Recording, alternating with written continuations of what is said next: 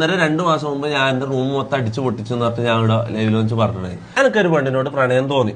Okay, എനിക്ക് അങ്ങനെ അധികം ഈ വെറുതെ കോയിത്തരം കാണിക്കുക ഇതാന്നല്ലാണ്ട് എനിക്ക് ഇങ്ങനെ ഡീപ്പായിട്ടൊരു സ്ട്രോങ് ലവ് ഫീലിംഗ് എല്ലാം വരുന്നത് വളരെ കുറവാണ്. അങ്ങനെ എനിക്ക് കുറെ കാലം കൂടിയിട്ട് ഒരു ഭയങ്കരമായിട്ടുള്ള ഒരു ഇത് വന്നു, മനസ്സിലായി, ഒരു പ്രണയം വന്നു. നമ്മൾ സംസാരിക്കുമായിരുന്നു.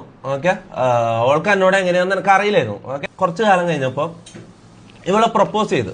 ഓക്കെ, അതായത് ഈ പ്രപ്പോസൽ എന്ന് പറഞ്ഞാൽ എനിക്ക് ഈ പ്രേമിച്ച് നടക്കലോ ഇങ്ങനത്തെ സാധനത്തിലോ എനിക്കിപ്പം ഇനി അങ്ങോട്ട് അങ്ങനെ പ്രേമിച്ച് നടക്കുന്ന പരിപാടിക്ക് ഞാനില്ല. അത് ഞാൻ ഉറപ്പ് തരാം നിങ്ങൾക്ക്.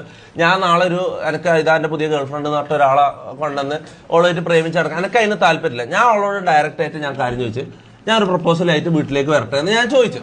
ഓക്കെ, അതായത് പാരന്റ്സിനോട് ഡയറക്റ്റ് സംസാരിച്ച് കല്യാണം എന്നുള്ള ഡയറക്റ്റിന് പ്രേമിച്ച് നടക്കൽ ആ പരിപാടിക്ക് എനിക്ക് താല്പര്യമില്ല, മനസ്സിലാവും.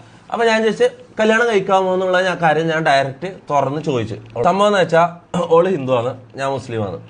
അതൊരിക്കലും നടക്കില്ല. ഓളെ അച്ഛനും അമ്മേനെയും ഒരിക്കലും വെറുപ്പിക്കാൻ പറ്റില്ല എന്ന് ഓള് പറഞ്ഞു.